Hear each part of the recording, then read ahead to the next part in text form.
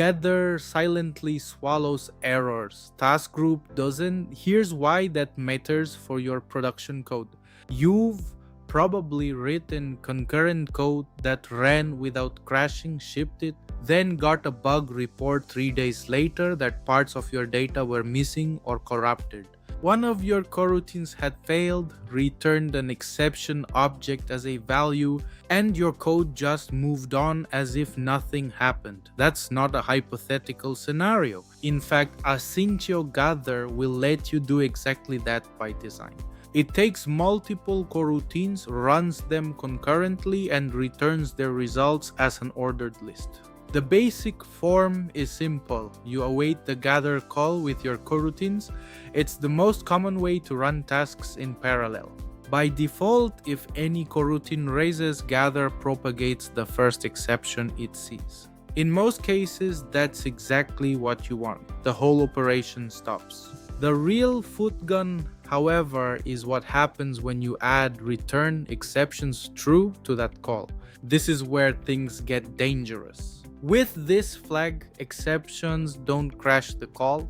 Instead, they become values sitting in the results list right alongside your valid data. If you loop over that list without explicitly checking every single element, you'll end up processing an exception object as if it were a real valid response. No crash, no log, and no warning. Just wrong behavior downstream that might not be noticed until your database is already full of junk. It's like building a house where one brick is actually a bomb, but because the wall is technically standing, you never think to look for it. Python 3.11 introduced TaskGroup to fix exactly this. It's a context manager that provides what we call structured concurrency.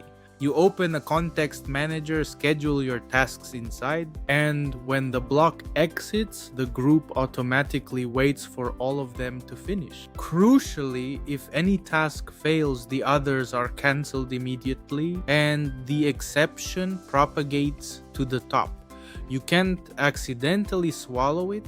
This ensures that your code structure actually dictates the lifecycle of your tasks. It's safety by default rather than by manual checking. Let's look at exercise 3 from our async series. It rewrites the basic create and task pattern, specifically using the modern task group approach. Notice it has the same timing and same output as the legacy methods, but now if one task fails, the whole group fails loud and clear. This means you can't ship a partially errored result to your users by accident. It's a much more robust way to handle concurrent operations. So, when should you actually use gather? Only when you genuinely want best effort behavior, where partial success is okay. Use it only when you want all results, even if some fail, and you are prepared to check every single element in that result list explicitly. For everything else, use TaskGroup. It gives you all or nothing semantics, proper error propagation, and predictable cancellation.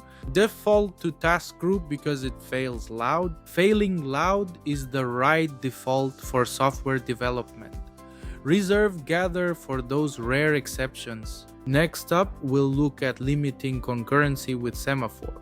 Because running all your tasks simultaneously isn't always the best move for your resources. Make sure to check the video description for useful resources and more async exercises. Happy coding and stay concurrent.